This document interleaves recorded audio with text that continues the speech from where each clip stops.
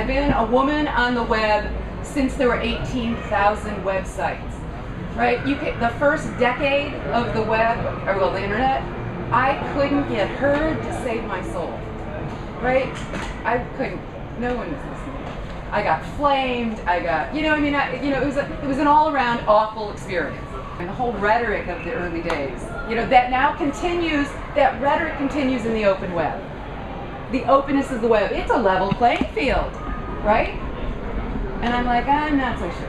I'm not so sure it is for everyone across the board. Do you think gender is played into the class dynamic? No. I think that gender is played into the class dynamics at all. No.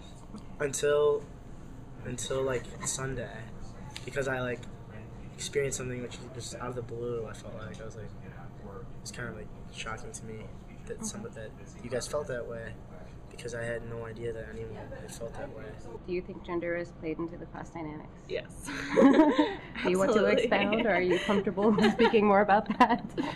I feel like in terms of how many people get to talk in class, and it's not even getting to talk, it's just that people will talk at each other, and it makes it hard for women to jump in.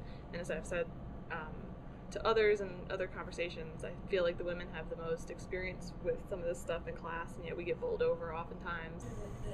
Gender bias is so often below the radar and not a matter of somebody's disrespectful intentions. So when it happens and the women in the class feel disrespected, it's hard to unearth in the way that I can say, Jade, that was rude. Why did you say that to me? And you can say, I'm sorry, that was rude.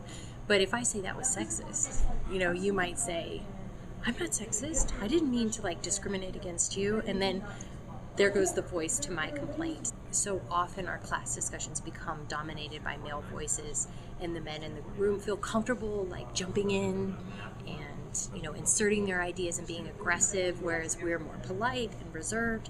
And I think that it has to be the group's job to make sure that the polite, reserved people also get to speak.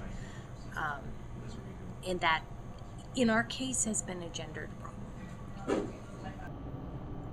I mean, I'm the last interviewer, and I got to learn that the other people didn't think gender was an issue, but it clearly, that's the whole sauce of some of these issues. That when you're marginalizing people, it's an unintentional act of the majority, and the whole point is that you're the majority and you're not the marginalized, and that's why you don't understand what it's like to have certain things put in your mouth and certain behaviors dictated to you.